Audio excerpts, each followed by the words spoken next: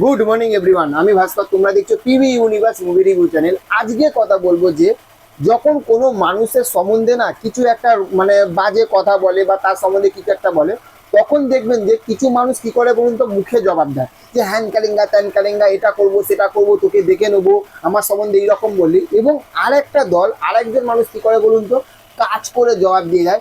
সে মুখে কিছু বলে না, কিন্তু সে কিন্তু কাজে জবাব দেয় যে ইয়েস আমি পারি, দেখ কি করতে পারি। সেই রকমই হচ্ছে যে তুফান সিনেমার যে গানটা লাগে উড়াধুরা, এই গানটা আমরা কালকে জানতে পেরে গেছিলাম, যেটা হচ্ছে যে 100-র মধ্যে #4 মানে ট্রেন্ডিংয়ে 100-র মধ্যে 4 নম্বর স্থানে লাগে উড়াধুরা এই গানটা এসে গেছে পুরো ওয়ার্ল্ডের গানের মধ্যে। তাহলে এবার ইউটিউবে এবার ভেবে দেখুন, এখানেই হচ্ছে ব্যাপারটা কিন্তু, যেটা হচ্ছে যে মানুষটা কিন্তু সবাইকে মুখ চুপ করিয়ে দিল যে সাকিব ভাই, সাকিব খান কি জিনিস।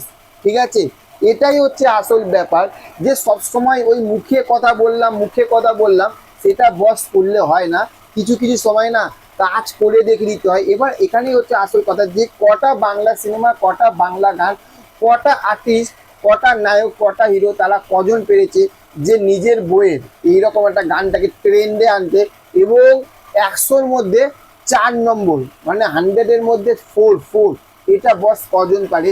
এটা একজনই করতে পারে, সেটা হচ্ছে আমাদের সবার প্রিয় হচ্ছে সাকিব ভাইয়া। বুঝতে পেরেছো? ওই জন্য যারা, যখন আমি বলি না, যখন যারা যে কথাগুলো বলছে সেই কথাগুলো আমাদেরও না মাঝে মাঝে না একটু চুপচাপ শুনতে হয়। দেখো আগে কি হয়, দেখো আগে কি হয়। অনেকে বলছে যে কলকাতায় তুফান সিনেমাটা চলছে না, তুফান সিনেমাটা নামিয়ে দিয়েছে। কিন্তু আমি কিছু কিছু হল দেখেছি যে তুফান সিনেমাটা কিন্তু একটা শো ছিল, সেখানে 2টো শো বাড়িয়েছে কলকাতাতে।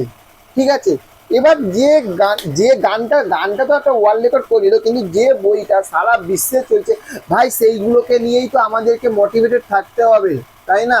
সেখান থাকতে এটাই হচ্ছে আসল ব্যাপার, আসল জিনিস কিন্তু এইটার, এখানেই হচ্ছে কিন্তু পয়েন্ট কিন্তু বুঝতে হবে যে সবারই জীবনের ক্ষেত্রে, যে আমরা যে সাকিব খানকে নিয়ে যে আমরা যে কথা বলি, এমনি এমনি বস কথা বলি না, তার কারণ আছে। এই মানুষটা কথা বলাতে বাধ্য করে।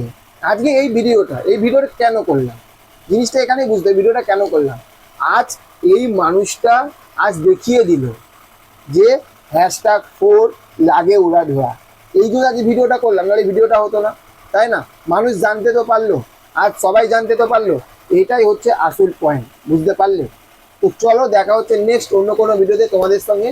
ওকে, thank you, have a nice day. আর হ্যাঁ, চ্যানেলে যদি নতুন হয়ে থাকো চ্যানেলটিকে অবশ্যই সাবস্ক্রাইব করে দিও। Tata, bye bye.